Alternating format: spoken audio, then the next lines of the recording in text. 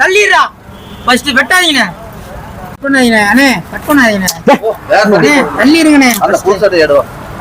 அந்த எல்லாம் கிடைச்சிடுது.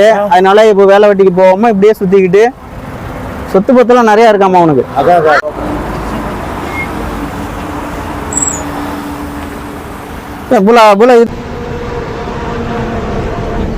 இப்படி இருக்கு